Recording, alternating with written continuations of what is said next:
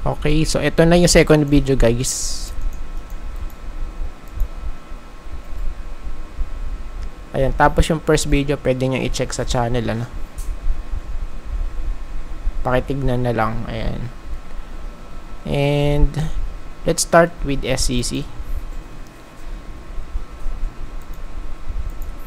SCC.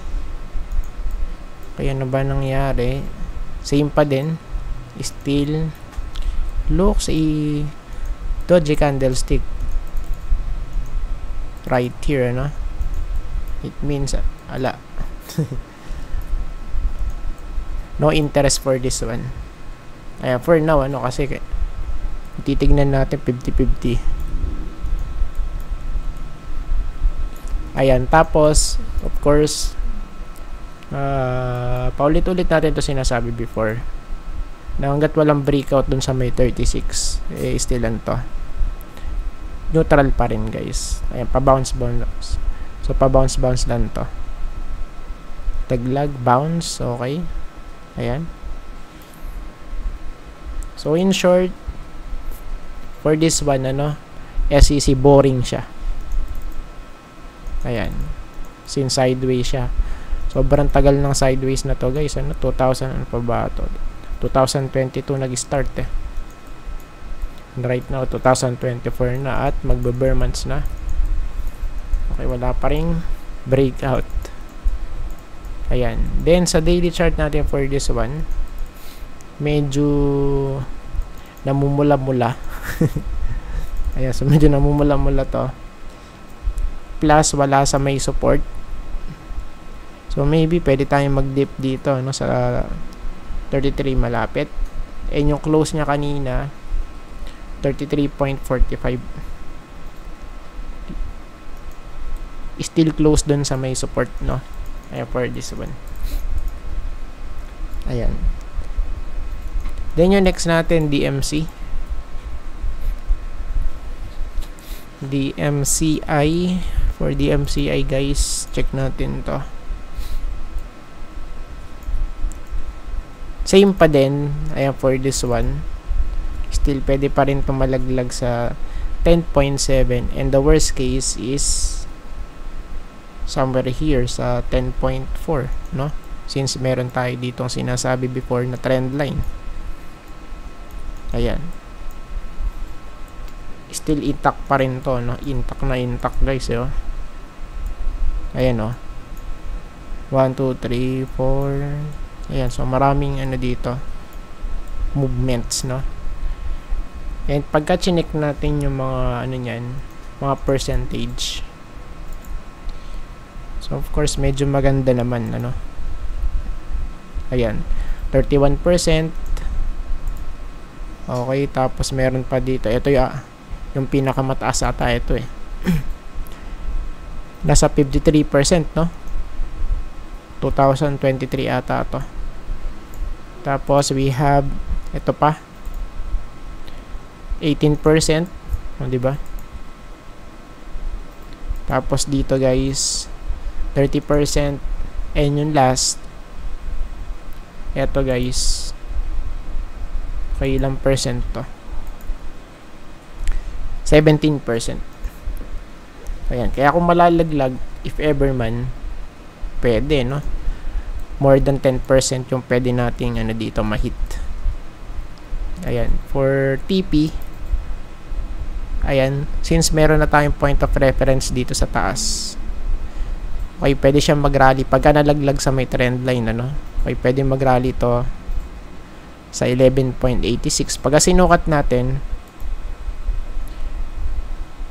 ayan, medyo malapit sa 15% yung pwede niyang i-rally, ano?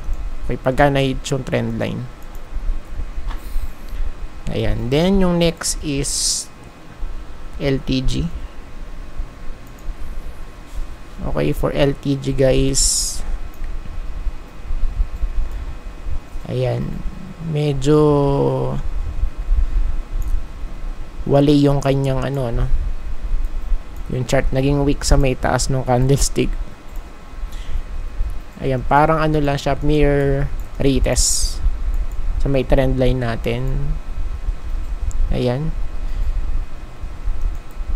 Mukhang binuhusan kanina to, no? And tingnan natin. Let's see kung mag-hold sa may 200. Malapit lang naman to, yo. 9.45. And yung closing niya kanina, 9.52. 9.52. And still yung price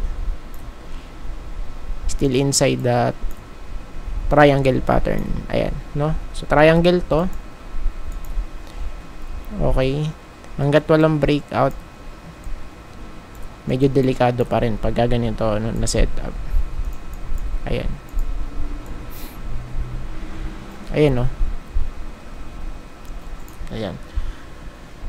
So, overall, kung titingnan natin kasi sa loob niya, no, nung mismong triangle, sideways siya. Ito guys, oh. So, sideways siya na yun, oh. Diba? Ayan, so tingnan na lang natin sa mga susunod, ano, kung siya ba ay magbe-breakout na or talagang hindi pa. Ayan. Then, next natin PLDT. TEL, yung kanyang ticker, no. For PLDT, ayun. Nalaglag na. We have here a divergence, which is bearish, ano. Flat dito. Pero sa stock natin, lower high to. Ayan. So, divergence, it means bearish to, guys. And sana mag-hold sa may, ano, no, malapit sa may 200-day moving average, which is sa, ano to, 14 point, or 1452 pala, yan. Point something, 0.6. Ayan. Then, in terms of structure, higher lows, then we have here higher high, still goods. Diba? Low, higher lows, higher lows, higher lows, and we have here high, higher high, higher high, higher high, and higher high. Ayan. So, still intact pa rin, guys. So, as long as na mag-hold tayo sa may taas ng 200, we're still good, ano, for this one. Ayan. Then, sa daily chart, of course, bearish to kasi galing sa taas, eh. Ayan, o. We have a bearish crossover for this one, ano. Ayan. So, last two. Isunod na natin si Ayala. ALI. For Ayala lang, guys. Uy. Swabe yung breakout na to. Kaya for now, of course, bullish na to. Kasi, ayun eh. Nasatisfy na yung sinasabi nating criteria. No?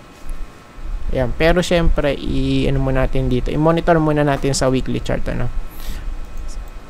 Ayan, okay, for now still nag-struggle pa rin sa may 200. Eto, tingnan natin, ano. Let's see. Pero sa daily chart, solid na to, guys, kasi nag-breakout na dun sa may 200. Ayan, plus gap up, no. Solid, ayan. And of course, yung nakikita nating problem right now for ALI is we have here a gap up, and the second one is yun nga, no, overbought na siya. Of course, we need a pullback. Ayan. So, para masatisfy pullback, of course, okay, to fill the gap, then may yung ating support with the confluence sa may 200-day moving average. So, dapat mag-hold. Or kung talagang pipitikin pa to bukas, tingnan natin. Ayan, kasi dito, meron pa tayong gap. Ito yun. So, at least ma-hit yung 32, ano? 30, ano ba to? 32.08. Okay, malapit dito sa, ano, Ayan, sa taas.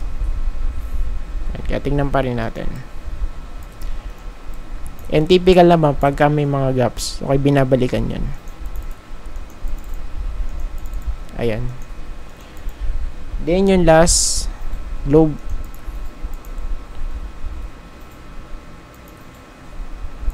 Check natin sa ano muna to, sa weekly. Of course, nasabi na natin to before. Many times na natin tong sinasabi before. Ayan, sa mga ano natin, the previous videos about globe. So, meron tayo ditong naispatan na divergence, higher high sa may ano natin, chart itself. Then, sa ano natin, sa RSI, we have here a lower high. Ayan. So, it means pwede tayong mag-dip as low as below 2K, I think. Ayan. So, pwede rin ano, yung setup na ganito. Ayan. Plus, we have a, I think magiging divergence to eh. Or crossover pala, no? Ayan. Crossover. Ayan. So, dalawang divergence plus isang crossover. Ayan. Kaya for now, ay magiging bearish muna tayo for this one. Ayan. Same here sa ano natin, sa daily. Lower high, lower low. It means pababa yung trend, of course. Ayan.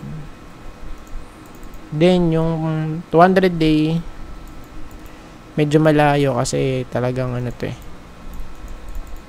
Solid na siya. Ano, katulad ni PLDT, guys. Goods na pattern. Pero overall, so syempre, ipakita natin sa weekly. Ano. So overall, ano ba nakikita natin for this one? So pwede po siya mag-retest as high as sa 2.2. Yun nga lang, mukhang naunahan na nung ano eh, divergence. Ayan o. Na traffic loads. Ayan o. Okay, ayan. Higher high. So maybe pwedeng pitikin ano, tapos biglang bagsak. Ayan, pero sa tingin ko mukhang talagang ano na to eh. Ayan, mukhang palubog na yung price, no, for this one.